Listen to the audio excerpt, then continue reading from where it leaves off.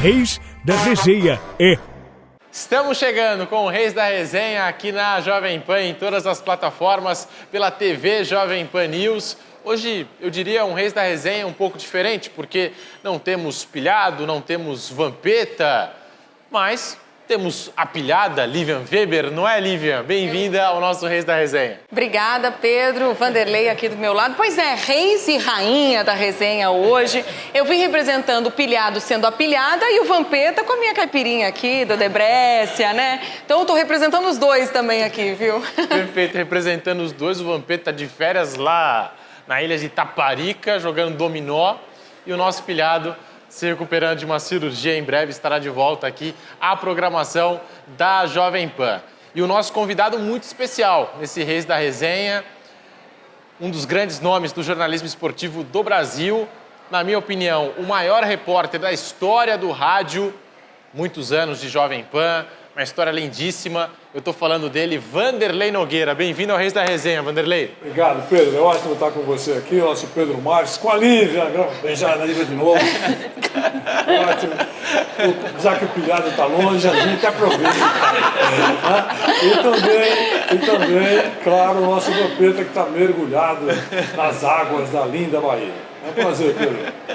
Estamos juntos aqui nesse Reis da Resenha da Jovem Pan, pela TV Jovem Pan News. Você já sabe, toda semana um convidado especial. Hoje, Vanderlei Nogueira.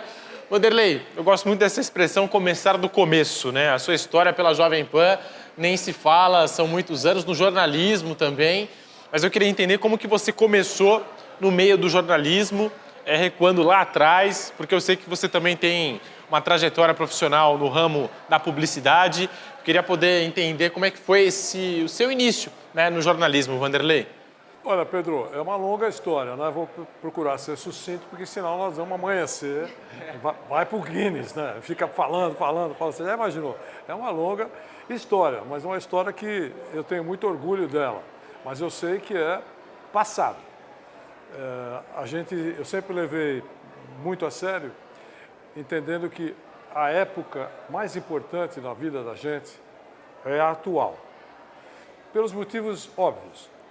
Ela vai apresentar mais desafios, vai apresentar mais descobertas, algumas grandes surpresas, indefinições, enfim, você não sabe o que vai acontecer, aquela ansiedade toda.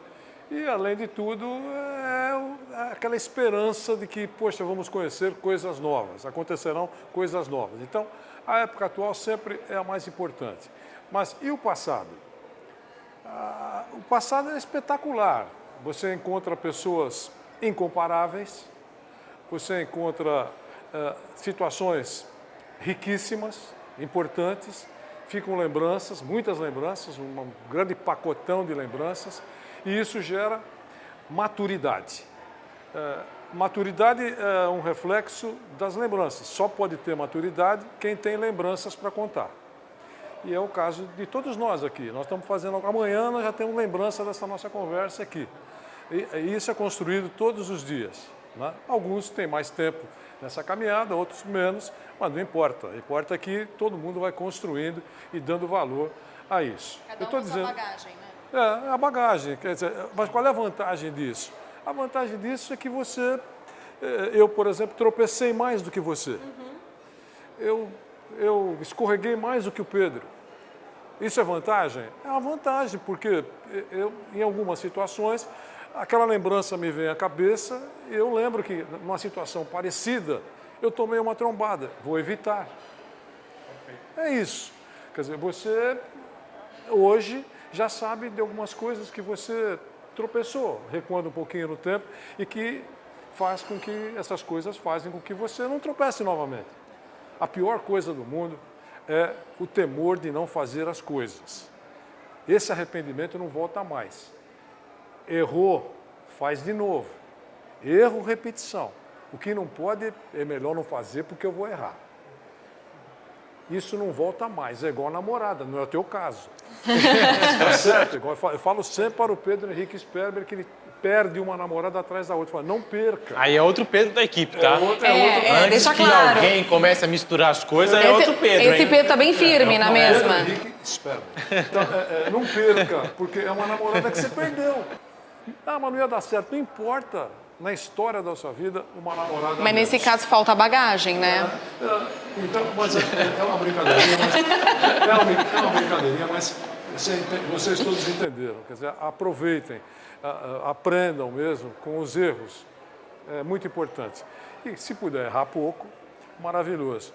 Estou falando tudo isso porque, para chegar na sua resposta, eu tenho 17 mil dias na Jovem Pan. Quando o ano terminou, eu tinha 17 mil dias. Agora eu tenho 17.068, mais ou menos, certo? Então, é uma caminhada onde eu encontrei, Pedro, pessoas espetaculares, incomparáveis, eu repito. Eu vivi momentos extraordinários, vivi muitas alegrias, muitas tristezas, muitas decepções, muitas frustrações e momentos espetaculares. Nem seria diferente numa caminhada dessa, não são flores, são flores, espinhos, dificuldades, emoções, lágrimas, gargalhadas. Né? Então, foi muito legal. Comecei mais ou menos ao mesmo tempo, porque eu comecei muito cedo. Eu trabalho há muitos anos.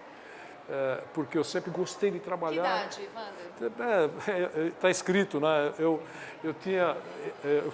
era filhinho de papai e os caras não queriam que eu fizesse nada. E eu queria saber como é que era ganhar dinheiro. Como é que é esse negócio de ganhar dinheiro? Trabalha e ganhar dinheiro. Aí com 8 anos, eu tinha lá, brincava, tinha carrinha de rolemã e tal. E eu, no carrinho de rolemã, nós fizemos eu fiz uma caixinha de... que eu vi um cara ganhando grana, engraxate. Né? Falei, pô, acho que esse negócio é bom. Sem engraxate, esse negócio, acho que é legal. Pensei isso, né? E aí, escondido, eu saí com a caixinha e fui numa esquina da minha casa, uma rua, era uma rua longa, na esquina da casa, coloquei a caixinha lá e eu tinha gibis, revistinhas, em quadrinho. Coloquei revistinha, eu queria vender revistinha sem engraxate, para saber como é que é. Qualquer quanto é, não sei quanto é, me dá qualquer coisa que eu queria saber como é que é ganhar dinheiro. Não consegui estrear na profissão, porque depois de uma meia hora que eu estava esperando algum cliente, quem vira a esquina? Meu tio. Tomei uma dura, tive que recolher, parecia o Rapa, né? Recolhe tudo aqui. Vanderleizinho lá, oba. O que você está fazendo, moleque? E cheguei em casa, ele contou para todo mundo, olha que eu encontrei esse cara na esquina. E assim terminou a minha carreira de... Comerciante. De como ganhar dinheiro pela primeira vez. Bom, aí passou um pouquinho, eu estava inconformado, né? Passou um pouquinho, vocês ainda não viveram isso e nem vão viver. Em falta açúcar no Brasil, em São Paulo. E nessa esquina que eu falei, tinha um grande supermercado. Aí eu fui lá, de novo, escondido lá, tal, saía para brincar com os caras e ia lá. Estou inconformado, tenho que ganhar uma grana, alguma coisa eu preciso ganhar. Aí cheguei lá no dono do supermercado, minha mãe comprava coisa lá e tal. Então, falei, eu queria trabalhar aqui. Ah, não pode, não, eu faço qualquer coisa, você não precisa me pagar. Como não precisa me pagar? Não, só tem que me pagar uma coisa. O que é? Um saco de açúcar de 5 quilos. Caramba! Porque eu falei, poxa, minha mãe tem dificuldade de encontrar açúcar. Vai ficar feliz, né? Eu trabalho aqui no supermercado, se eu ganhar um saco de açúcar, eu levo para casa. Nossa, ei, filhinho! Ei, era filhinho, não é? Então, sou filho único. Então eu era lambido, né? Tá certo? E aí eu fiz isso, fiz uma semana escondido, ninguém sabia, 2 horas saía de casa para brincar e não sei o que, supermercado. Me sentia um funcionário. Só para colocar negocinho no saquinho lá, ajudar uma senhora, qualquer coisa. O cara deixou de dó, né? Ou então achou engraçado. Trabalhei uma semana e ganhei um saco de açúcar, cheguei em casa, açúcar para a senhora, falta nas casas vizinhas, aqui tem açúcar. Sabe? E aí, foi isso, foi a primeira estreia. E foi legal, porque todo mundo achou bacana, tal, eu achei muito legal, foi ótimo. Enfim, foi. Quando eu tinha 15 anos, mais ou menos, meu tio era diretor de uma casa, meu pai trabalhava na Alpargatas, e meu tio era diretor da maior loja que existia em São Paulo naquela época. O slogan era a gigante de São Paulo, Casas Pirani. Depois da Casas o quê? Casas Pirani. Pirani. Depois da Pirani veio o Mapping, foi famosíssimo no centro da cidade. Sim. Né? Então, ele era diretor lá e tal. Eu enchia tanta paciência que eu queria estudar, mas eu queria trabalhar. Eu falei, pô, esse moleque vai fazer alguma merda, então vai trabalhar na empresa lá. Só que você vai trabalhar sob observação, sob supervisão. Aí, onde que você vai trabalhar? No depósito. Vai começar a trabalhar no depósito. Eu tinha 14, 15 anos, acho. Mais ou menos isso. E era legal, porque era uma loucura, vendia caminhões, né? Era uma coisa enorme. O prédio hoje, por exemplo, é um quarteirão enorme, na zona leste da cidade, né? Então, aqui não existe mais, claro, agora é outras coisas. Lá tem outras coisas. Mas eu comecei a trabalhar lá, tal, eu era um moleque antenado, e eles perceberam que, bom, esse cara tem que sair daí, e me transferiram para o departamento de propaganda. A empresa tinha um departamento de propaganda chamado Pira Propaganda, Pira de Pira, né? Pira Propaganda. E eu comecei, assistente do diretor. Foi um pouco de quem indica, né? Já chega logo como... O QI, o famoso QI. QI. Tudo bem, mas como eu não era muito burro, eu fui ajeitando e os caras acharam que eu tinha talento para fazer criação de outras coisas. Eu trabalhava com uns caras bons, muito bons, né? Designer, pessoal de propaganda excelente. E aí eu comecei a trabalhar e comecei a conhecer, eu sempre gostei de jornalismo, desde garoto, eu narrava jogo de futebol na rua, adorava, né? E eu comecei a conhecer o pessoal de jornal e de rádio, garoto. Por quê? Porque eles iam lá em busca de anúncios. Então, chegava lá o Pedro Marques dos Diários Associados, a Lívia do Estadão, o Vini da Folha de São Paulo. E eu atendia primeiro, batia uma salinha com os caras até que eles fossem atendidos pela diretoria lá de marketing e publicidade. E eu comecei. E iam também rádios do interior. Eu falei, é a minha chance, né? Agora vai. Quantos anos na época? Vai. Agora vai. Uma rádio dessa... Tu tinha quantos anos na época? Vai, 16 talvez. Ué, era jovem, exatamente, né? É a minha chance, né? Eu, correspondente chique, né? Correspondente em São Paulo da Rádio Comercial de Presidente Prudente, que é exatamente essa é a rádio. Lá. Aí o cara ficou feliz, né? Ele não ia pagar nada. E eu não falava muita bobagem. Hoje falo, mas naquela época eu tomava muito cuidado para não falar. E era para dar noticiário de São Paulo, dos clubes, mas caiu alguma coisa, São Paulo. Comecei como setorista da Rádio Comercial de Presidente Prudente, lá. E também, na sequência, comecei a fazer notas para os jornais, que eles aceitavam e tal, e comecei a fazer aquilo. Era o que eu queria, exatamente, além da publicidade. O tempo passou, vou andar rápido no tempo. Você era estudioso? Você era... Eu gostava de tudo, lia tudo que você pode imaginar. Certo? Curioso. Eu lia tudo. E aí, o que eu vou fazer? Agora eu vou aguardar o momento de novos voos. Mas estava inibido, né? Porque meu tio que me trouxe para cá, eu já estava, agora eu era assistente oficial de propaganda e marketing e tal, eu já atendia os caras. Eu era um cara... Tava se achando grandão, né? Eu achava que era o máximo, né? Pô, eu sou O cara que entende desse negócio aqui. Então, bom. E você veja como é a vida. Era uma loja muito grande que tinha grandes shows. Desfile de modas, eles têm uma grande área, cada moça bonita, né? Você estava bem instalado lá, né? Desfile de modas e tal, e que eles tinham sessão de roupas femininas e tal, era muito grande. E tinha também aqueles caras, naquele tempo era assim. Hoje ainda existe, acho que em Porto Alegre, me diz o Pedro Henrique, uma bandinha na porta das lojas e tal. Sim, mas tem no centro de São Paulo também tem. Tem. Naquele tempo existia. Eles contratavam artistas para isso. Não, artistas, assim, não sei se eu posso falar. Não. Artistas, e tinha alguns bons. Tinha um Sim, é isso que eu tô falando. que era contratado por grandes empresas. Ele interpretava Charlie Chaplin. Então, cartolinha, a roupa do Charlie Chaplin, com a bengalinha, e tinha uma bandinha. Então ele ficava na porta das empresas fazendo show, mas as pessoas paravam, porque era maquiagem, era o cara. Perfeito. Era o cara. E ele era procurado por muita gente. Uma dessas procuras, Grupo Silvio Santos.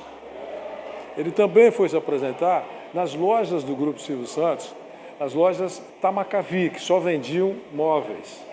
Além das lojas do Baú, também os móveis Tamacavi, uma rede grande de móveis. E aí ele chegou lá e falou assim, olha, vem cá, Dirley, o diretor de marketing das lojas Tamacavi, do Grupo Silvio Santos, precisa de um assistente, jovem. E eu falei para ele que eu conheço você, que você é ótimo, é eficiente, fez um monte de cascata lá, você tem interesse? Aí eu fiquei indo, eu falei assim, posso pensar? Claro, semana que vem eu volto aqui, você me disse. Aí procurei meu tio, ele que me levou. Tio, olha, aconteceu isso, ele falou, vai embora. Aqui já acabou, para você. Deu graças a Deus. Ele queria se ver livre, né? Vai embora. Passa essa batata quente adiante. Vai embora que você tem voos mais altos. Pode ir embora. Eu topei, saí e cheguei lá. E fiquei muitos anos no Grupo Silvio Santos na área de propaganda e também já escrevendo para jornal, no Diário Popular, no Popular da Tarde, uma coluna chamada, veja que doçura, FPF Pegando Fogo. Era uma coluna diária, o pau quebrava, eu cobria todos os dias a Federação Paulista de Futebol, bons tempos. Hoje os repórteres não podem passar na marginal. Se passar na marginal, a segurança já bate no repórter. Lá não. Lá, naquela época, naquele momento, para o jornalismo era um sonho dourado. Qualquer um teria grande espaço. A gente fazia uma cobertura diária da federação, e atenção, hein? Com os presidentes dos grandes clubes todos os dias juntos. Imagine, Leila Pereira, Augusto Melo, Casares, e todos os clubes, no final da tarde, todos no mesmo lugar. Isso, você já pensou o que tem de material? Subiam todos no mesmo elevador, e a imprensa do lado de fora, no andar deles. Aqui na sala do presidente, eles e o presidente da federação. E aqui todos os repórteres.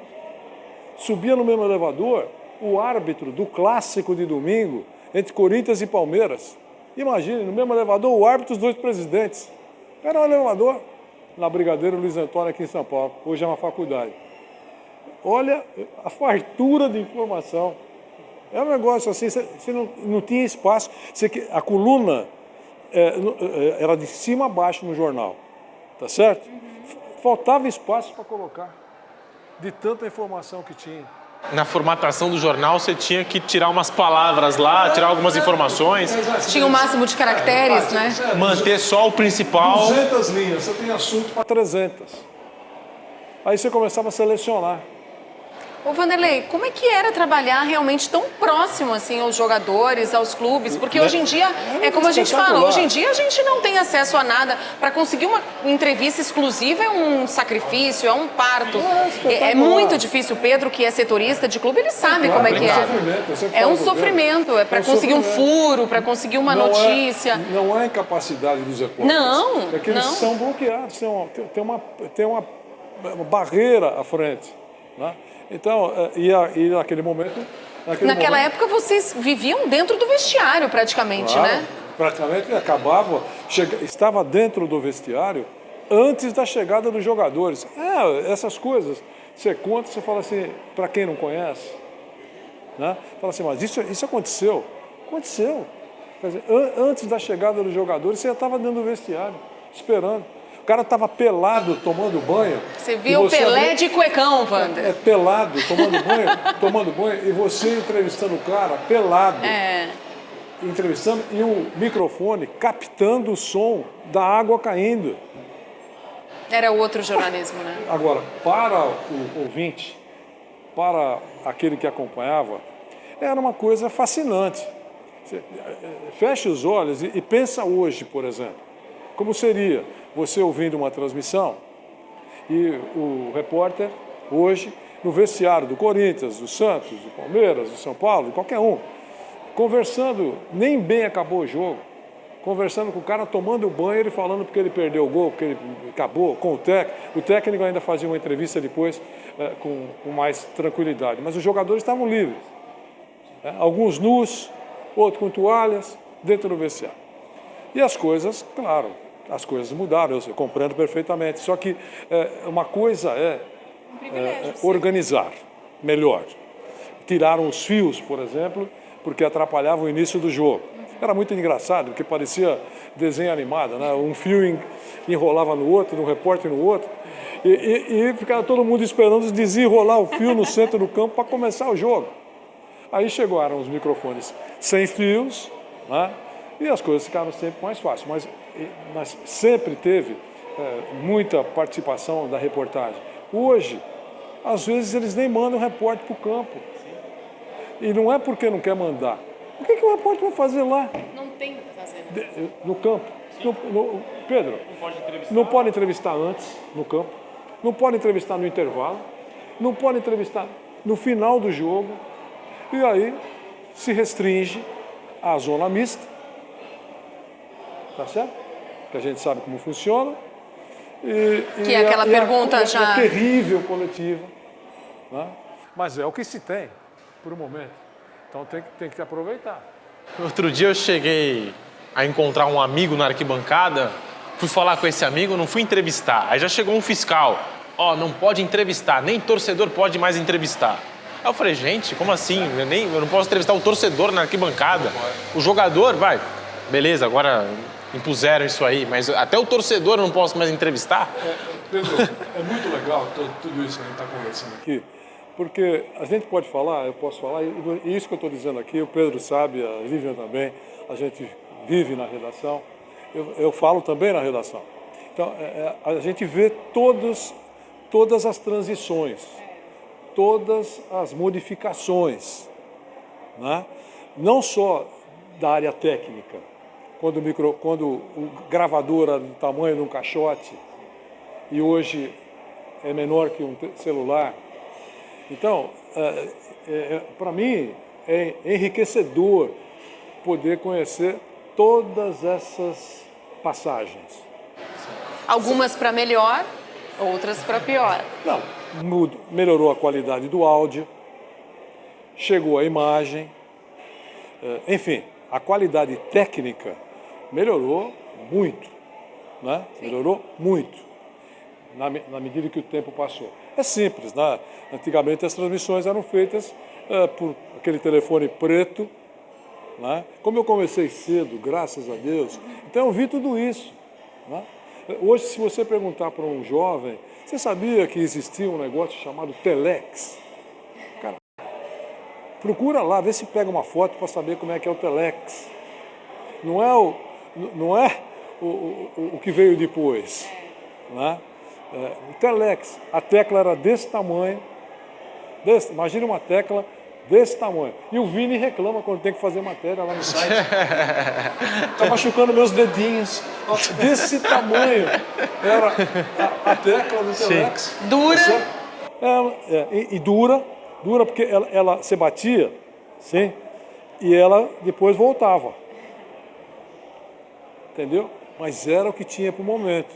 Aí você tinha que fazer o seguinte: as transmissões internacionais eram, para jornal, por exemplo, eram mandadas para o Brasil utilizando esse material, esse equipamento que eu estou falando, Telex. Como é que você manda isso? Você não pode carregar do tamanho do Vini a máquina.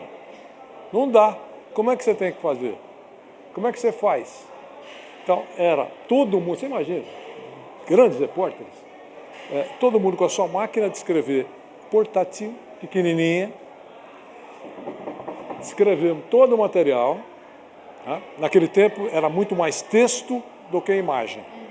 Então, por exemplo, numa página, eu escrevi Copa do Mundo, por exemplo, na Copa do Mundo da Argentina, diariamente 600 linhas. O Vini fala para mim que 30, 40 linhas, ufa, aqui não dá. Vini é um cara que eu amo lá da redação. Então, Vinícius Alex, nosso Vini Alex. Então, 600 linhas. Sabe? E como é que você vai passar isso para o Brasil? Aí, Pedro, Lívia, era uma correria para o correio local. Então, ficavam todos os repórteres... Uma fila. Na fila. E entregavam a matéria. Tá aqui todas as minhas 20 laudas. E aí tinha o cara, que era o digitador, igual aquela maquininha Braille. Sim. Pro Braille, para os cegos. Era uma maquininha desse tamanho, o cara extremamente veloz, como o cinegrafista Vitor, por exemplo, que é muito rápido. Então, perfeito. Ele escrevia e saía uma fitinha, viu, Vini? Uma fitinha amarelinha, que era como se fosse leitura Braille, né? Então, Era um código. Em código. Era uma fita. E ficava um rolinho. Você escreveu 200 linhas, era um rolinho desse tamanho, igual o rolo de... O texto ficava nesse rolinho. Nesse rolinho. Aí você entregava para o cara da máquina. O cara da máquina colocava lá, bonitinho, e pá, primeiro ele ligava para o Brasil, pelo código. Alguém tinha uma máquina igual na redação do Estadão, da Folha, da Gazeta, tal, conectava, máquina com máquina, certo? E dava sinal lá, escrevia, pode soltar.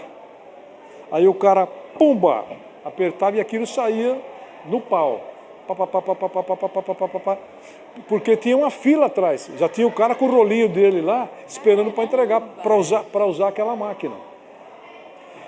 E aí entrava todo aquele texto aqui em São Paulo e o cara que recebia na redação escrevia: chegou tudo, obrigado. Pumba. Aí o cara tirava da máquina dele lá onde você estiver, na Argentina, por exemplo, entregava, comprovante de que a sua matéria. Aí você ficava rezando para aquela porcaria ser publicada no jornal no dia seguinte. E aí você falava por telefone e tal. Transmissões por telefone. Aquele telefone pretão, né? A primeira Copa que eu fiz ao vivo foi na Argentina e estava vivendo a ditadura argentina, morreram milhares de pessoas e tal, e era ditadura rigorosa. Então os caras ficavam ouvindo aquilo que os jornalistas internacionais passavam para os seus países, e quando falava alguma coisa da Argentina, pumba, caía a língua. Entendeu? Na Argentina foi assim, foi uma dificuldade. Então o som não era bom, mas era som, valia o conteúdo. O som não era bom, mas era o conteúdo. As pessoas entendiam a dificuldade que todo mundo estava enfrentando. E foi fácil para você também conseguir acompanhar esse desenvolvimento da tecnologia? Porque a gente sabe que às vezes, né, a gente tem um pouco, até eu tenho um pouco mais de dificuldade, eu vejo até as pessoas mais jovens do que eu, um pouco mais de dificuldade de conseguir acompanhar a rapidez que hoje, que é informação ou desinformação, né, tudo depende, né, do ponto de vista, mas eu quero saber, assim, como que foi para você conseguir acompanhar a rapidez de todo esse desenvolvimento? Era muito mais simples, né? Era muito mais simples. Hoje a tecnologia chegou e com várias vertentes, com vários equipamentos, várias plataformas. Então existem e surgiram novas profissões. Tem o cara que só edita, É. tem o cara que melhora o som, tem o cinegrafista, tem o cara que filma. Então, criou-se um elenco de novos personagens. Uma rede de apoio. Mas, claro, em várias emissoras, um profissional faz mais de uma função, o que é normal. Não era assim. Na medida em que houve um enxugamento econômico, enxugamento financeiro, a realidade mudou. E eu tenho que entender, nós todos entendemos isso. Existiu um momento em que as emissoras viajavam, acreditem, câmera em mim, acreditem, viajava junto com a equipe, sabe quem? Locutor comercial. Você acredita? Comercial. Chega lá, o cara tá narrando, não sei o que lá, parava, entrava o Pedro Marques, locutor comercial. Oferecimento de lojas 100. Oferecimento de Mage. Acabou, continua o narrador. Olha a fartura financeira. Pelo mundo.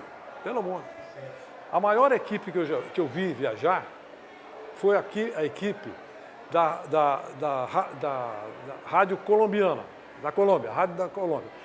É a bancada inteira. 10 caras lá. E a Jovem Pan sempre foi, digamos assim, mais cautelosa. Então ela chegou a viajar locutor, comentarista, 2 repórteres e o operador. Já era uma fartura, é impensável isso hoje, pelo mundo todo. Né? Mas as outras mandavam muito mais. E modéstia à parte, a rádio, pumba, deitava e rolava, certo? E aí, o tempo foi passando, a coisa começou a apertar e, para resumir, em determinado momento, só viajavam 2 pessoas na Jovem Pan, o repórter e o narrador. Desde que o repórter e o narrador fizessem o trabalho de operação. E aí você teve que aprender. Perfeito. Então, de operação. E no mundo inteiro. Tá certo? Então, e as outras emissoras, nós somos gozados em um bom período. Mas, ao mesmo tempo, respeitados. Né? E o tempo passou, as emissoras também foram enxugando. Nós já estávamos ensaiados. Eles precisaram treinar a pobreza. Nós já estávamos ensaiados com a pobreza. Então as coisas ficaram muito mais fáceis para nós. Hoje, você vê que fiquei sabendo há alguns dias a equipe que a TV Globo vai mandar para os Jogos Olímpicos. Não vai mandar nenhum narrador. É impensável isso, né? A Rede Globo não vai mandar nenhum narrador. Entre outras coisas. Então, veja como a coisa enxugou, porque é um novo tempo. Isso não é uma crítica, é um novo tempo. Eu compreendo isso. Então, os equipamentos, respondendo a sua pergunta, a gente foi se adaptando. A primeira emissora a usar telefone celular foi a Jovem Pan, cara. Eu estou dizendo aqui, transmissão internacional. Era desse tamanho o celular. É aquele veicular. No cinzeiro do carro, carregando. Seu amigo aqui colocava no teto do carro, tá certo? E fazia... Mas era uma tecnologia maravilhosa. Mas da mesma forma, vai colocar esses meninos aqui para fazer isso? Não consegue. Não, mas é que né? não existe do mesmo mais jeito que a gente... Mas que não existe mais do equipamento. Mas imagine isso, tá certo? A primeira emissora a comprar um telefone satélite, Pedro, os Pedros todos, para transmitir do deserto, foi a Jovem Pan. Foi uma loucura. Comprou lá um aparelho. Aquele era um notebook que, quando abria, era satélite. Conectava com o primeiro satélite que está passando não sei aonde no deserto de Saara. Conectava. Você abria isso, pirava o fone, conectou com o satélite, ligação internacional, várias coisas que a gente tinha que fazer e falava com o Brasil. Aquilo que se usa em guerra. o bicho pegando, míssil para lá, míssil para cá. Aquilo, há muitos anos, a rádio comprou isso. Um equipamento só pelo gostinho de ter. A Jovem Pan sempre marcou pela vanguarda, pela criatividade, pelo arrojo no quesito transmissão para colocar no ar. Sempre. Olha o exemplo que eu estou te dando aqui. Quando eu fiz isso a primeira vez, eu nem lembro onde eu estava. Os caras, onde que você está, cara? E assim foi, Pedro. Essas dificuldades todas foram construindo a história da gente. Isso fez a minha história, tá certo? E construindo a história de uma emissora que sempre que eu posso, que tem 80 anos, e que fez muita coisa diferente no jornalismo, show no jornalismo. Revolucionou, né, Wander? Revolucionou, né? Revolucionou muito o jornalismo, certo? E no esporte. Pulei já algumas Copas para não encher muito o saco de vocês. E no México, o Brasil foi embora para o México para ficar, estou pulando para senão daqui a pouco acaba. Não, que isso. Foi pro México, História e riqueza. O Brasil foi para o México, foi uma grande seleção, né? A Copa do Mundo no México, e ficou na concentração da Nestlé. Porque a Nestlé ofereceu a concentração para o Brasil. Onde é que ficou? Entre a cidade do México e Toluca. Bem no meio tinha um centro esportivo para os funcionários da Nestlé, e que eles, como os mexicanos adoravam o Brasil, entregaram para a seleção brasileira. Tudo muito lindo, maravilhoso, mas sem telefone, e todo mundo tinha só que gravar, nada mais. E acabou, certo? E eu fiquei inconformado com isso. Falei, puta, seria maravilhoso se a gente conseguisse fazer ao vivo, mas não tem telefone, fazer ao vivo como? Não tem, não pega nada aqui, estou no meio da estrada, certo? Tinha um técnico na rádio chamado Bento de Oliveira, morreu. Bento de Oliveira, viajei muito tempo com ele pelo mundo aí. E eu falei, Bento, vamos tentar encontrar um telefone, mas não tem lá, não tem, no meio da estrada, não tem. Esse negócio que a gente usa aqui, o comunicador, né? Eu brincava com ele, esse negócio que a gente usa aí, qual é a distância que alcança essa porcaria aí? Ele falou, 2 quilômetros, aberto, linha aberta, 2 quilômetros. Falei, então vamos lá, madrugada, que no dia seguinte seria a primeira entrevista coletiva do Tele Santana, técnico da seleção brasileira, no México, certo?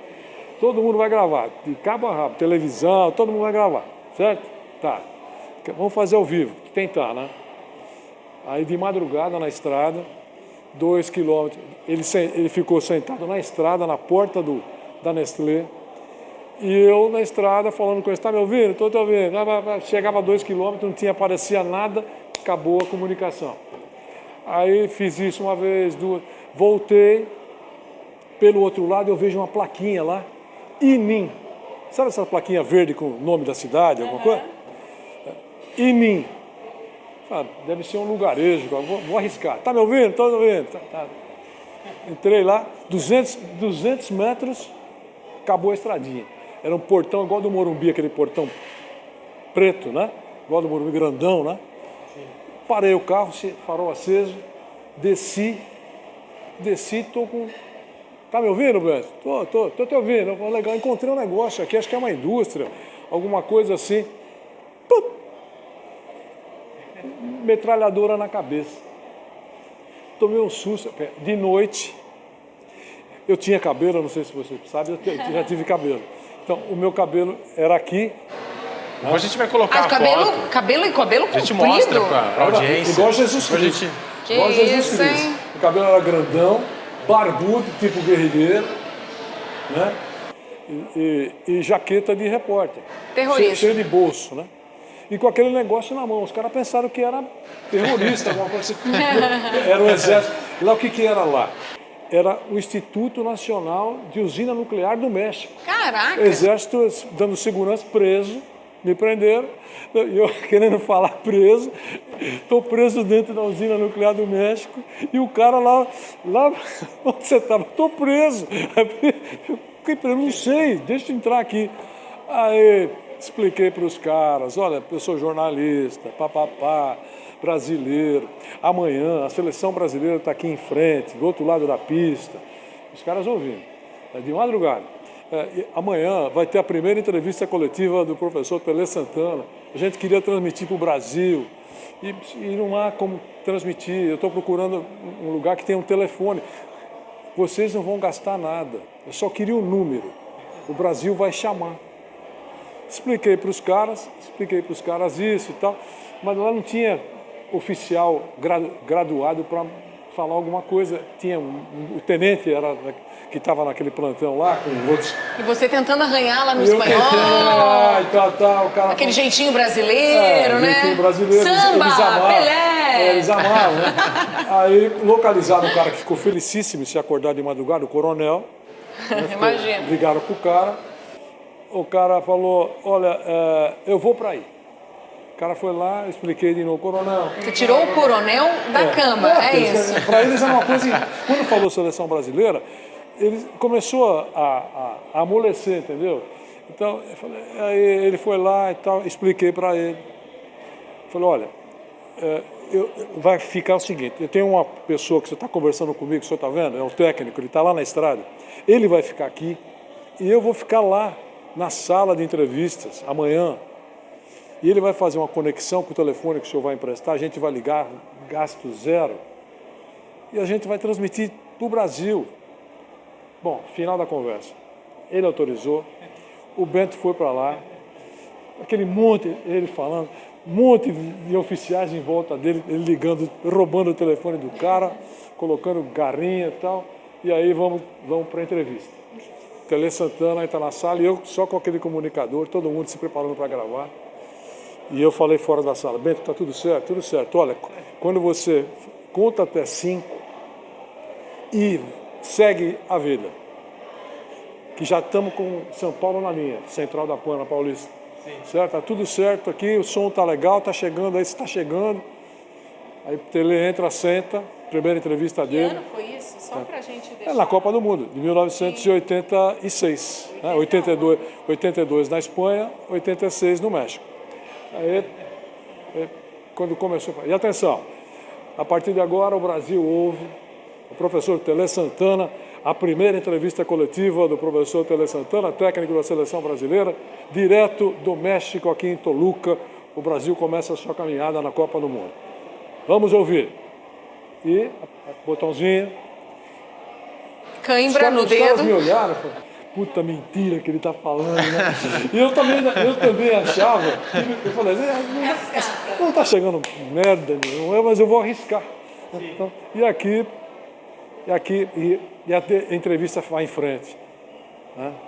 A entrevista vai em frente. E eu rezando para acabar, porque tá com uma dor no braço. Cãibra no braço já, né? Pô, aperta aquele negócio direto lá, fica apertando. Quem sabe o que eu estou falando, sabe que eu estou falando a verdade. Apertar e soltar é bonitinho aqui. Fala você agora. Não é isso, é direto. E pesado aquele negócio lá. Então, pá, que dor, eu apoiava aqui. De sacanagem. Vem cá, perrengue chique. O cara que estava do meu lado, eu aqui. E aí, bom, acabou a entrevista. Acabou a entrevista, eu voltei. Rezando. Terminou a primeira, sem saber se estava chegando. Terminou a primeira entrevista do professor Tele Santana aqui no México, com exclusividade, você acompanhou em todo o Brasil pela Jovem Pan. Saímos do México, antes, porém, quero agradecer ao Exército Mexicano. E os caras ouvindo lá, né? Junto, os caras, muitas graças. O Bento falou que o mexicano olhava para o outro, o tenente olhava para o coronel, todo feliz da vida. Quero agradecer ao Exército Mexicano pela gentileza de ter cedido a comunicação, permitir que a gente transmitisse para o Brasil. Agradeço muito a eles. Saímos de Toluca, no México, e voltamos ao Brasil. E soltei. E aquele silêncio, né, parecia... ensurdecedor. Interminável. Né? Demorou 10 segundos, mas parecia que ninguém mais ia falar comigo. Aí entra o Bento. Olha, foi tudo legal, viu? Olha lá. Maravilha. Olha lá. E Vanderlei, são muitas histórias fantásticas. Falei demais. E... mas não, olha, por isso? mim... Quem tem Já história... peço a próxima caipirinha, Quem tem já história... vamos Ó, e a gente gosta, com as suas histórias dá pra fazer mais de um Reis da Resenha, certamente, né? E são histórias fantásticas. E eu sei de uma, a gente está falando de transmissão de futebol, de entrevista coletiva de técnico, você participou de várias, inúmeras na sua carreira. Em 17 mil dias de Jovem Pan, igual você falou, o que não faltou foi futebol e entrevista de técnico. Mas eu conheço uma história sua na Itália, que você transmitiu um show dos Três Tenores e saiu comandando o espetáculo. Agora essa música aqui, agora vai entrar outra música agora. Como é que foi essa história, Vanderlei? A Copa de 90, a seleção brasileira foi uma porcaria, né? Esse é o primeiro destaque. Mas a gente fez uma cobertura, a PAN fez uma cobertura muito importante e com muita antecedência. Antes, um ano antes da Copa, Pedro, Lívia e meus amigos, a Jovem Pan criou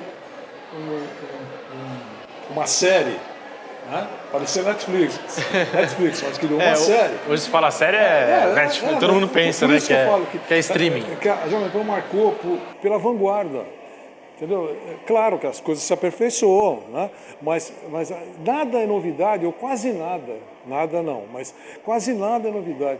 E ela decidiu fazer um produto para vender chamado Viajando pela Itália. Olha que coisa linda.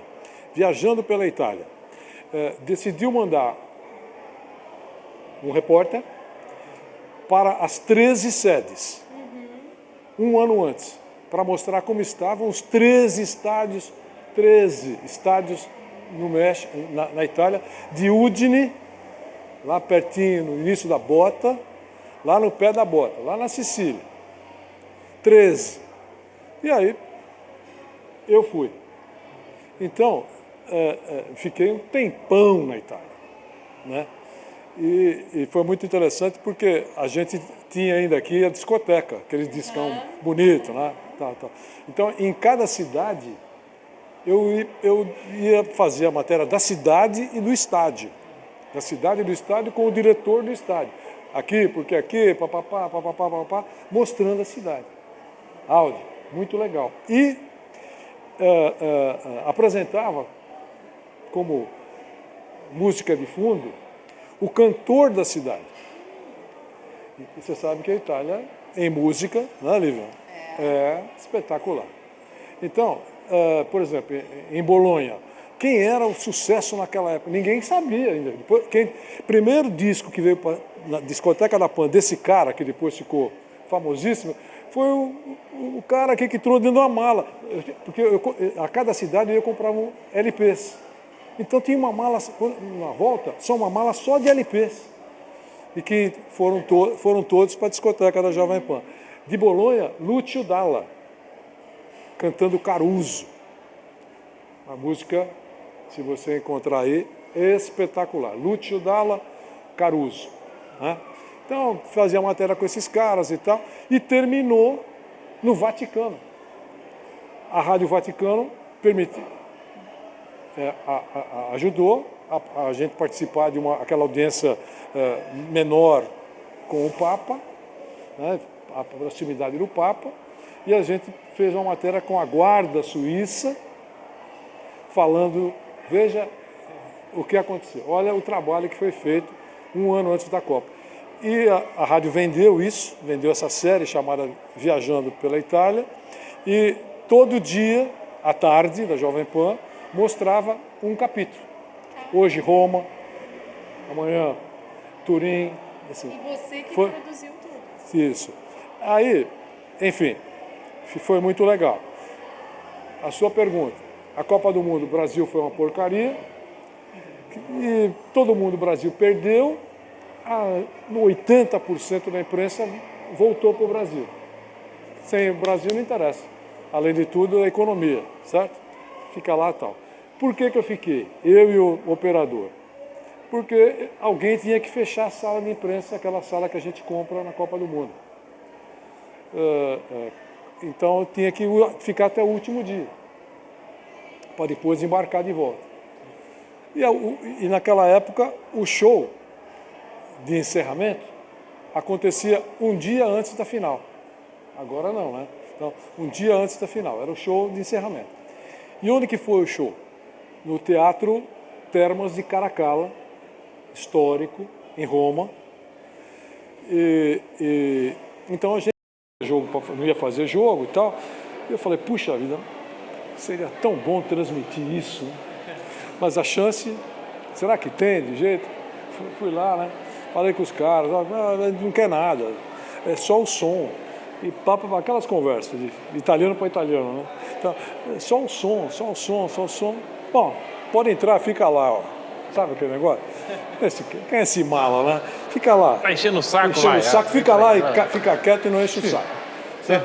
O Bento, fiozinho, caixa de som, tudo arcaico, espetacular. Sabe aquela simplicidade que funciona? Sim. Sabe? Menos é mais, né? Menos que é mais. Telefone, certo? Beleza. Aí como chegamos muito tempo antes, começamos a conversar, saber os caras montando, técnico montando. Tem o Vitor Giovanni, sabe, da RAI, montando lá. E ele começou a conhecer a gente, tal. Eu falei do show, a estreia, gente, de um dos maiores shows até hoje da história. Os três tenores, Luciano Pavarotti, José Carreiras e José Domingos. Isso. Aí, Plácido Domingo. Plácido Domingo, Luciano Pavarotti e José Carreiras. Os três. E lá foi a estreia. No encerramento da Copa de 90. Foi a melhor coisa da Copa. Sabe? Para nós, né? A melhor coisa da Copa. E aí o cara pegou e me deu um papel do programa. Caramba. Sabe o programa do dia? Sim. Primeira música, segunda música. Vai comigo. Agora é comigo. Se essa coisa funcionar, eu dou pra você. Aí, tal. Bom, aí, pumba, colocamos no ar. Foi muito legal. Porque parecia que eu estava apresentando o show, né? E agora? Luciano Pavarotti vai cantar para o Brasil, direto de Roma. Como se eu estivesse do lado do Luciano aqui. Vamos lá, Pavarotti, agora você vai tocar que eu pedi, tá? O Pava. Luciano, eu tava vendo o cara no palco. Calma aí, Luciano, para um pouquinho, calma, espera um pouquinho. A música é Nessun Dorma. Pá, que a orquestra linda de morrer, né? Tá. Aí o cara, com aquela voz maravilhosa, né? Tá, pumba. Pô, ficava lindo. Eu falei, pô, será que está saindo esses negócios? É demais, né?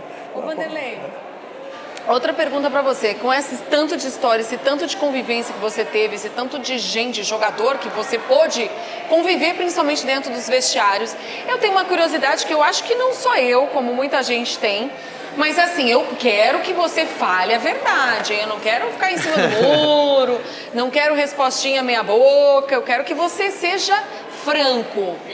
Olha aqui, é isso. Ali, ó, olha pra essa câmera e fala, eu vou ser franco. Câmera em mim.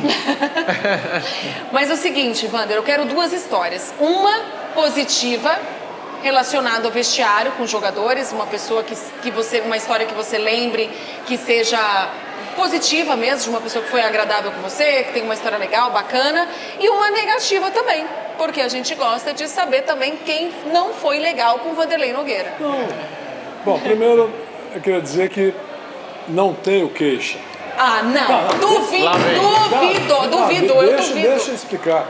Não tenho queixa não significa que não tenha tomado trombada. Eu vou contar.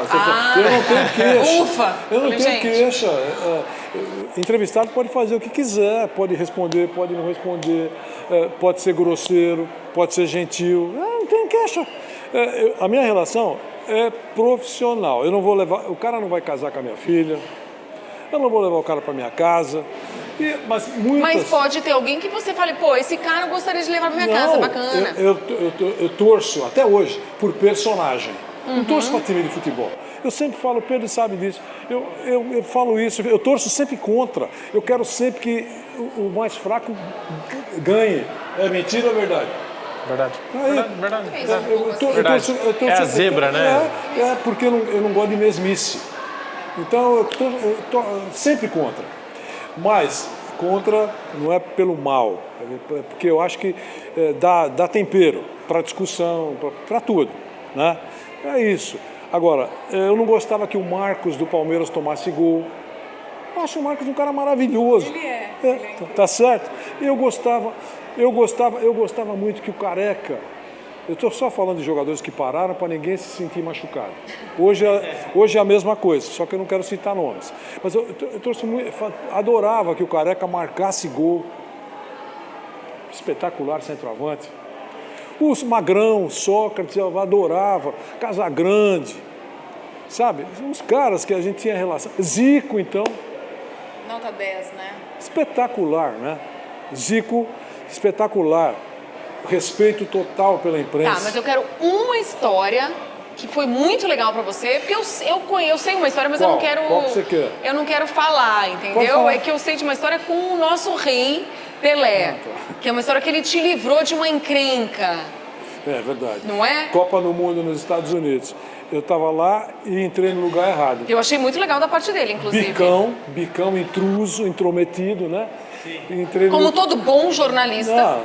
Não, mas entrou errado, chumbo, mas tá tudo bem.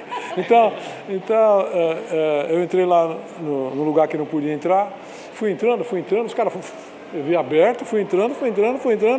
Quando cheguei no fundo tinha um elevador bonito. Quando eu estava me aproximando, falando, estamos aqui, falando, pumba, chegaram 3, 4 caras da segurança, do staff. Eu não podia estar lá porque a minha credencial não dava direito àquele lugar. E os caras iam tirar minha credencial, e todo mundo sabe que na Copa do Mundo, tirando a credencial, você está fora de combate, certo? E eu tentei explicar para os caras, não estava conseguindo merda nenhuma, porque eu estava errado mesmo. Abre a porta, sai apenas Pelé com 3 caras de segurança, e ele sacou. O rei é rei, né? Sacou que eu estava Uma enrascada. Estava numa enrascada, estava no rolo. Ô, Bruno, tudo bem? E veio, os caras, todo mundo parou, Claro, Pelé falando com você. Pelé. veio conversar comigo em português, eu e ele. Ele falou, tá com confusão aí? Eu falei, eu não podia estar aqui, os caras vão tirar minha credencial. Aí ele falou, vem cá, porque eu queria falar com você. Pegou no braço assim, foi saindo, e aqueles caras, todo mundo queria me matar, ficaram atrás acompanhando. E eu falei assim, ou tô salvo, ou tô salvo, ou então você... Massacrado. Vou preso. Né? Mas foi salvo. E aí, chegou na porta, os caras já foram ficando pelo caminho, ficaram só os seguranças do Pelé, comigo, falou, pô, rei, quebrou um galhão. Ele falou, eu vi que esses caras estavam olhando feio para você. Ele falou, eles iam tirar a credencial. Simplesmente salvo pelo rei Pelé. Aí, por isso que quando ele morreu, o pessoal do jornalismo da Jovem Pan pediu que eu entrasse no ar para contar alguma coisa, falar alguma coisa sobre o Pelé. E eu disse, olha, eu não vou falar nada dele jogando bola, porque tudo que eu falar dele jogando bola, já falaram, abre no Google, encontra. Não tem mais nada para falar do Pelé jogando bola. Todo mundo sabe, vou ser repetitivo, né? Vou falar até menos do que ele realmente merece. Eu vou contar uma historinha que aconteceu comigo e tal. E eu encerrei o comentário dizendo que, de intruso, eu virei convidado do rei. Legal. Isso. Legal, Vanderlei. E tem uma história também que você já me contou. O Vanderlei tem muita história e na redação, geralmente, o Vanderlei ele gosta de contar as histórias, brinca com a gente no dia a dia, né? Não é diferente do que a gente acompanha no ar aqui, né? O Vanderlei também, no ar, sempre foi um repórter de muitas sacadas. Com a gente no dia a dia, também nas brincadeiras, o Vanderlei é muito rápido. É muito rápido para poder brincar, né, com a gente, sacada aqui, sacada ali e tal. Pentelho vocês. Pentelha. Mas tem uma história sua, acho que foi na Venezuela, com José Silvério e com o operador de som, que não tinha voo para o Brasil, uma tempestade, tempo ruim, e vocês tinham que voltar para o Brasil. Verdade. O operador é o Luiz Carlos Pereira, Luizão. Luizão, boa. Luizão que trabalhava, foi chefe da Central Técnica. Primeiro foi operador fora do... Operador da externa, viajou muito comigo, né? E depois ele foi promovido para ser chefe da Central Técnica da Jovem Pan. E ficou muitos anos na Jovem Pan. E o Silvério, todo mundo sabe, né? Nós viajamos muito. O Brasil jogou em São Cristóvão, que é onde jogam muitos times brasileiros agora, né? Que lá era o local que a seleção da Venezuela recebia as outras seleções. E nós fomos num voo fretado, para primeiro Caracas, depois São Cristóvão, tem um aeroporto menor e tal. E aí teve o jogo e tal, a imprensa brasileira, naquele tempo, a imprensa viajava, tinha quase um avião, imagina, em São Cristóvão, um avião de jornalistas. Você imagina isso, de todo o Brasil, né? Até do Rio Grande do Sul. Mas aí tinha lá. Aí, meus amigos do Rádio Gaúcha, Rádio Guaíba, né? Então tá todo mundo lá. E caiu uma tempestade, aquelas tempestades que é para arrasar. Então se fecharam todos os voos e só permitiram a saída do voo da seleção brasileira, que nós não estávamos, certo? Nós estávamos no outro voo e aquele voo foi suspenso. E a gente precisava, porque a nossa passagem era permuta. Sabe o que é permuta? Não que a gente não queira gastar, mas é permuta. Aí, era permuta. Então, e se a gente perdesse o voo que saía de Caracas, só a semana que vem, porque aquela permuta era semanal, né? Então, era isso. Ia ficar lá, na bonita Caracas, meu Deus. Então, falei, puxa vida, lotado o aeroporto, né? E agora, o que nós vamos fazer? Chuva caindo, matando. Quando eu olho lá no fundão do aeroporto, tem um avião militar. Avião militar da poderosa Força Aérea Venezuelana, motor a hélice, né? E eu vi que estavam mexendo lá, sabe? Entrava uma coisa, entrava outra. Um avião pequeno até. Falei, puxa vida. Houston. Acho que aquele avião vai decolar. Eu vou lá. Falei para o Silvério e para o Luiz Carlos Pereira. Falei, aguenta aí que eu vou lá. Não custa nada perguntar. Não, eu já tenho. Eu vou lá perguntar. Fui lá, dei a volta no aeroporto, saí pela porta do fundo, da entrada e fui caminhando. Cheguei, como se fosse entrada de carro, sabe? Nos aeroportos a gente vê isso, né? Aqueles portões. Sim. Então, aí cheguei lá, consegui falar com o cara. Falei, olha, nós somos jornalistas, são 3 pessoas. A gente não pode perder o voo, tem uma coisa no Brasil, Falei com o cara. E ele falou, quem decide é o coronel lá, que é o coronel aviador. Ele é que vai levar, ele veio buscar uma encomenda. Falei, eu posso falar com ele? Peraí, chamou o cara, veio. Falou, olha, isso. Ele perguntou, quantos são? Falei, são 3 pessoas. E bagagem? Falei, é uma mala cada um. É pesada? Falei, não, é uma mala de viagem, que a gente tem que controlar o peso, porque no avião também eles exigem, não pode passar de 21, 23. Olha, eu vou para a base militar, base aérea de Caracas. Eu vou levar vocês. Obrigado, coronel. Voltei lá, falei para os caras, Silvério, pega a mala. Por quê? Pega a mala aí. Vamos embora. Nós vamos viajar. E todo mundo saindo de fininho porque ninguém podia saber o esquema, né? Olha lá. Não, se todo mundo vai pedir, o coronel manda todo mundo na merda, né? Então, fui lá. Aí chegamos lá, então sentamos, não tinha cadeira no avião e tinha um caixotão, né? Aí sentamos no caixotão. Silvério tinha um cantinho lá, sentou no cantinho, eu sentei no caixotão e o Luizão, maravilhoso, sentou também, segurou na madeira, certo? E vamos embora.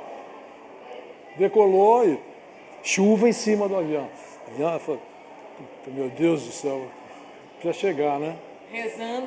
Aí o cara foi gentil, ele falava da cabine, eu vou pedir um táxi para vocês lá na base aérea para levar vocês para o aeroporto internacional de Caracas. Ô, coronel, muito obrigado. Agora, chegou, bateu, descemos. Aí saímos, ficamos no pé do avião, o coronel desceu, falou, que sorte que o senhor veio buscar uma encomenda aqui, vem buscar o corpo de um companheiro. É? É aquele caixote lá. O Luizão, rapaz. Ele me chamava de canalha, né? Canalha! Por isso que aquela coisa batia lá dentro. Pum, pum, pum, pum. Era um corpo. Eu falei, Luizão, mas o cara não vai o cara não vai reclamar e quebrou o nosso galho. Pô, se eu soubesse, isso dá um azar. Isso dá um azar. Ficamos sentados em cima do cadáver. Minha voz grossa. Mas, pô, muito legal. E deu tempo de pegar o voo e voltamos para o Brasil. E tem uma história também que a gente não pode deixar passar. Pra passar a régua no programa, são muitas histórias, o tempo vai passando. Mas antes de terminar, eu vou pedir a palavra porque ele se esquivou. É verdade, é verdade. Da minha pergunta. Mas eu não vou, não esqueci. Não, conta agora. Pronto. Desculpa, eu esqueci mesmo. Eu já pensei que ele estava querendo se livrar. É público, até porque eu contei várias vezes. Tem várias coisas. De jogador não tem. Todos. É diferente. Não dá para a gente comparar algumas coisas. Então, mas um dirigente, fala de um dirigente, pronto. Eurico Miranda, que morreu. Eurico foi um dos maiores guerreiros a favor do Vasco da Gama. O Vasco não teve... Claro. Não teve Fala nem, Vasco, lembra de Eurico Miranda. Não teve e nem terá nenhum dirigente que defenda tanto o Vasco da Gama, com todos os seus arrumos, com todas as suas ignorâncias, entre aspas, agressividade e às vezes muito leviano, né? Então, mas ele foi... E outra coisa, um entrevistado espetacular. Sempre tinha manchete. Para cima ou para baixo, você não sairia sem manchete. E aí nós apresentávamos... Ou personagem, como tu falou, né? Personagem, espetacular. Não importa se ele é educado, não é espetacular. Então, a gente apresentava um programa de televisão aqui em São Paulo, na TV Record. Aliás, o câmera principal do programa era o Fernando Sampaio, que foi nosso companheiro na Jovem Pan, na área comercial, grande cinegrafista. É o cara que mais acompanhou o Guga, Gustavo Kirten, desde quando tinha 14 anos até quando ele chegou a número 1 do ranking. A história do Guga passou nas imagens do Fernando Sampaio. Grande cinegrafista, espetacular. E o diretor, sabe quem era o diretor do programa? Marcelo Carvalho, o nosso vice-presidente. Ele era o diretor do programa, na TV Record. O Marcelo sempre amou rádio e televisão, e aí ele foi curtir lá, ele curtia dirigindo o programa e cortando o programa. Isso na Record. Na TV Record.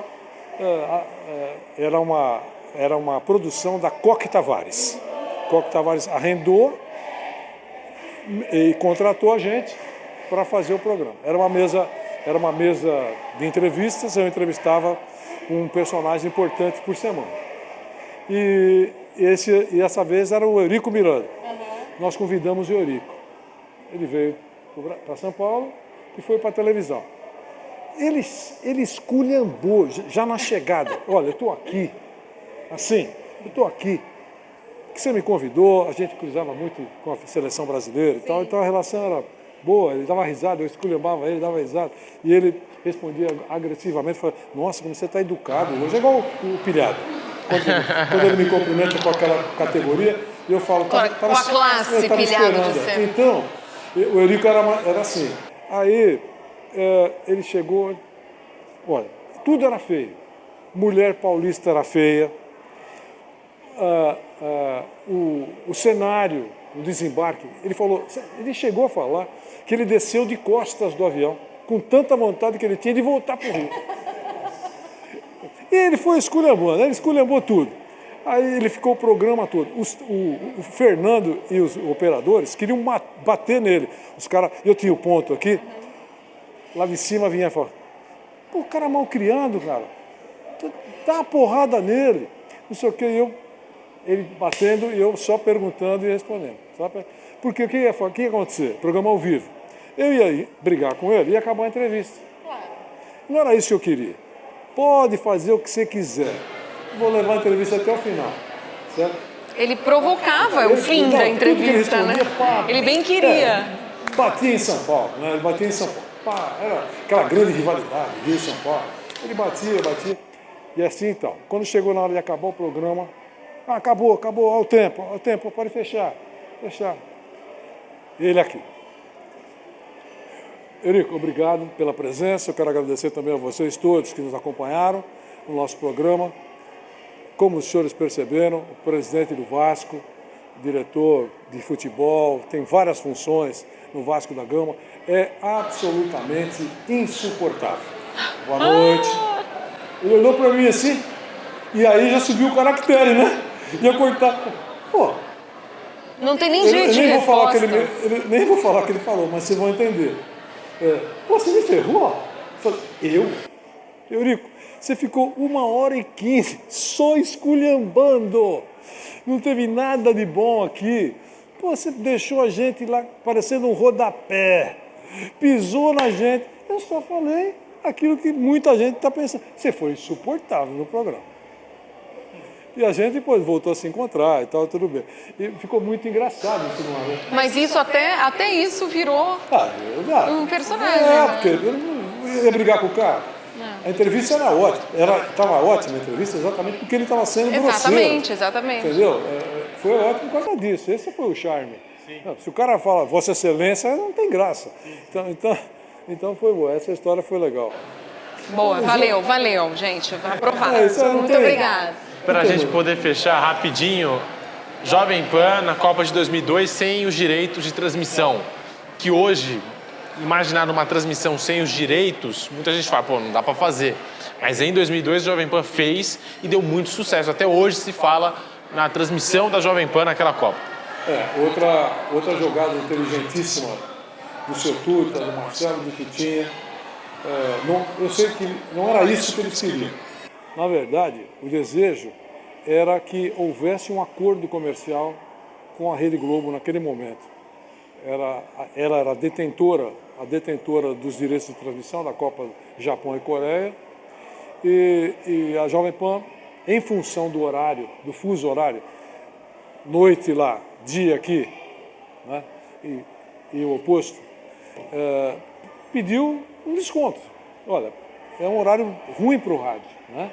O horário é ruim para o rádio. Pode fazer um desconto nesse preço que vocês estão pedindo? Aí a negociação foi inflexível e não houve acordo. Não houve acordo, o senhor Tuta achou que eles foram muito intransigentes e decidiu não transmitir a Copa. Foi uma coisa assim maluca na hora, naquele momento. Você imagina, o burburinho na Jovem Pan, que transmitiu todas as Copas do Mundo, não vamos transmitir a Copa de 2002. Foi um velório, né? Por uns 15, 20 minutos lá, quando a notícia corre. A notícia ruim corre rápido, né? Então, quando correu lá pela redação, por todos os setores, não vai fazer a Copa do Mundo, no Japão e na Coreia, vai fechar a rádio. Vai ser um estrago, assim, irrecuperável. Mas para todo mundo deu essa sensação, até para mim, falei, nossa, essa é uma decisão, passei na cabeça, que só o dono pode tomar. Um diretor remunerado, vamos dizer assim, não pode tomar uma atitude dessa tão drástica, porque corre o risco de ser demitido, né? Porque é uma coisa assim tão importante que só o dono, é minha, eu quero e acabou. Tá certo? E foi só Tuta. E não vamos transmitir. Aí, chegou no dia seguinte, eu fui para casa, fiquei assim, nossa, eu que fui para o Rio para falar com a Globo, né? E aí eu cheguei em casa, passei uma noite ruim, rapaz. Falei, puxa vida, que coisa, olha que ponto chegou, né? Quando chegou no dia seguinte, cheguei na rádio, a moça da portaria falou, o seu Tuta quer falar com você. Eu falei, já chegou? Já chegou. Ainda entrei na sala e ainda brinquei com ele. Já sei, o senhor mudou de ideia, vai. Ei, fala isso, né? Falei, não mudei de ideia. Não vamos fazer a Copa. Aí eu olhei para ele, ele falou, mas o que vamos fazer? Ele sabia da importância disso. O que vamos fazer? Aí eu falei, a gente precisa pensar. Aí ele falou para mim, quem que está faltando nessa seleção? Ele falou, o que está faltando nessa seleção? Eu falei, o senhor está falando de jogador? Falei, jogador. Romário. Contrata o Romário. Como contrata o Romário? Contrata o Romário. Vamos colocar ele na equipe. Vamos fazer uma coisa diferente. Nós temos que fazer alguma coisa diferente. Nós vamos colocar um telão ali, homem de televisão, criativo. Sempre foi a rádio, o grupo sempre foi criativo. Essa sala aqui do lado é a sala de reuniões. Vamos colocar um telão lá, na mesa toda, vamos colocar microfone, a equipe inteira, mais o Romário, e nós vamos falar o seguinte: assista a Copa pela Globo, mas ouça a Jovem Pan. Sacada, né? Aí eu falei para ele: senhor Tuta, já que o senhor está delirando, falei assim, aumenta o time. Falou, quem? Falei assim, olha, vamos chamar os nomes badalados desse momento. Quem? Vanderlei Luxemburgo, contrato. Capitão da Copa de 70, Carlos Alberto Torres, contrato.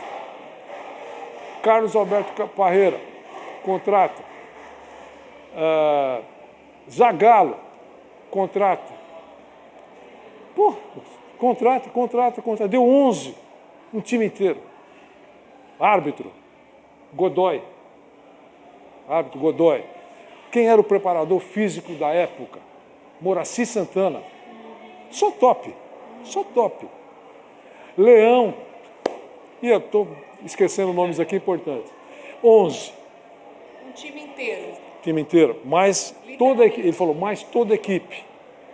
Lotamos o estádio, nosso estádio aqui. Todos os microfones. E os caras vão ter que ouvir a gente. Quem quiser a opinião de todo esse time, o nosso time, vai ter que ouvir a gente. Pode assistir pela Globo. Eu falei assim, senhor Tuta, é para contratar mesmo, é para contratar. Tá bom. Muitos receberam em dólar, pediram cachê em dólar, outros receberam de outra maneira, todos foram pagos. O senhor Tuta e a Jovem Pan gastaram mais do que deveriam pagar pela transmissão. Mas era uma questão de conceito, ponto de vista.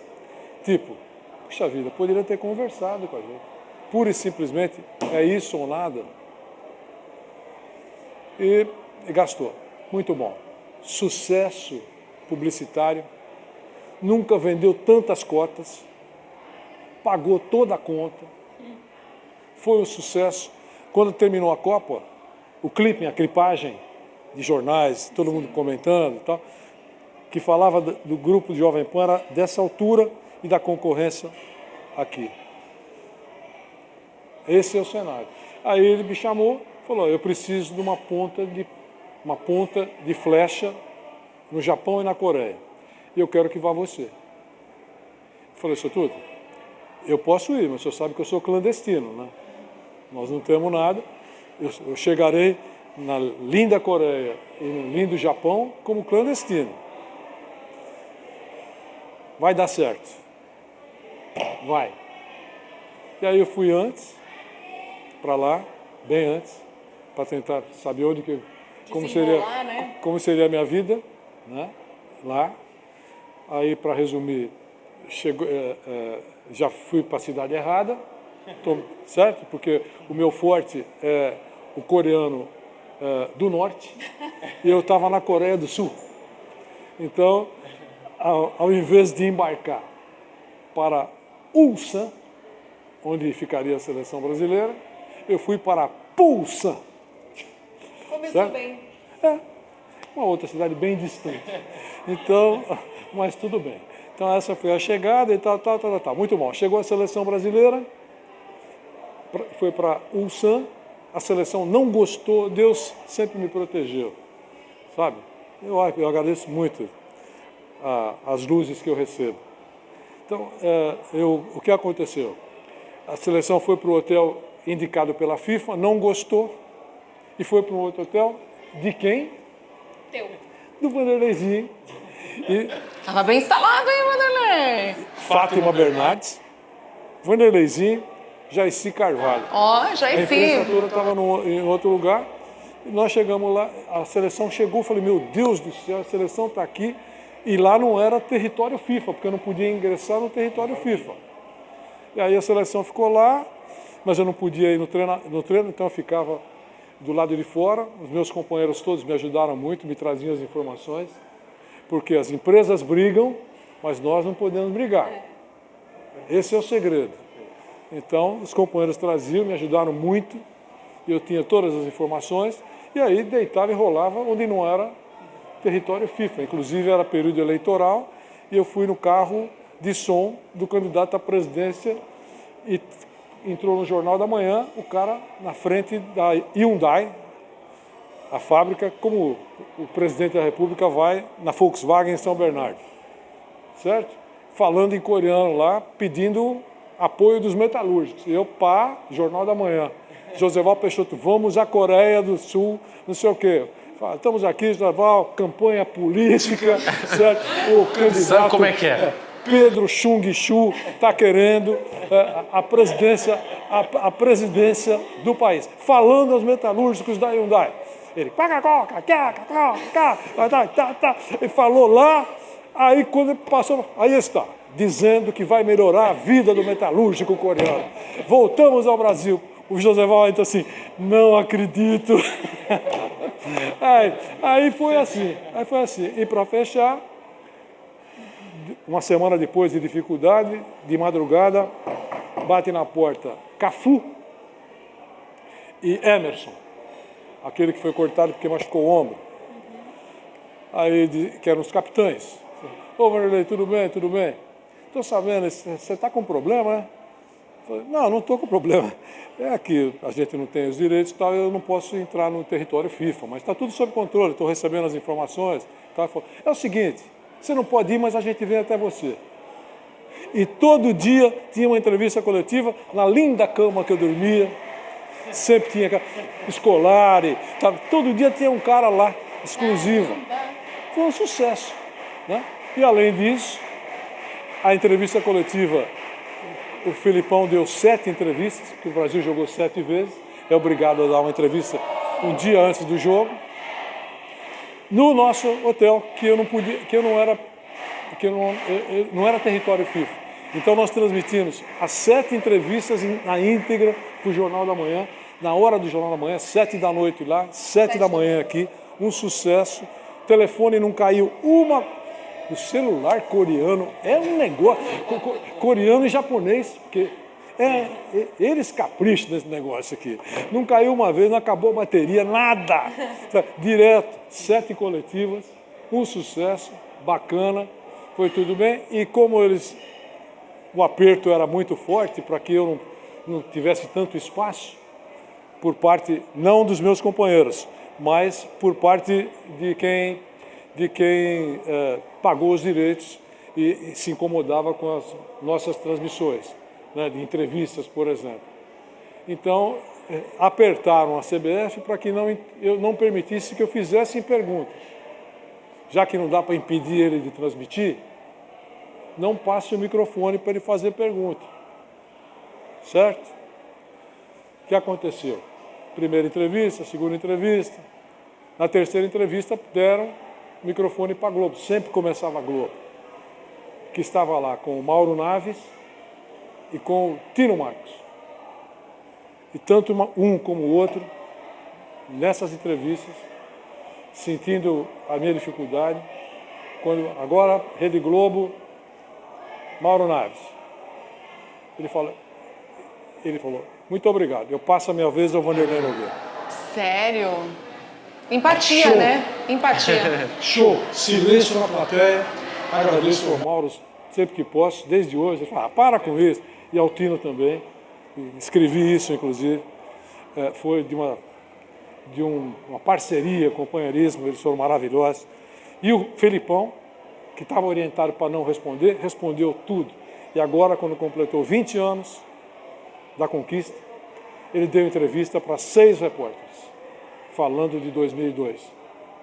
Um deles fui eu, e eu contei essa história, e ele lembrou desse episódio. A gente falou sobre cobertura de 2002, o Filipão e mais 5 companheiros, e eu fui convidado exatamente para contar essa dificuldade, e ele morreu de rir, eu também. 20 anos depois, vira festa. Vanderlei, muito obrigado aqui. Falei demais. Não, que isso. E a gente gosta de ouvir quem tem história e você tem tantas histórias que a gente podia fazer mais de um Reis Eu da Resenha. acho que fica a com dica você. aí, hein? Obrigado, Lívia. Obrigada, Pedro. Obrigada. Vou aproveitar que o Thiago está aqui. Fica aí com esse negócio de colete.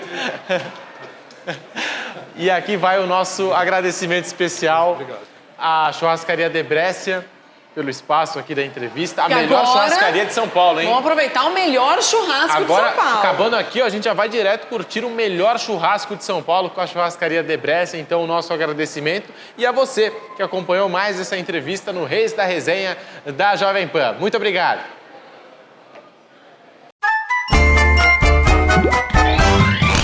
Reis da Resenha é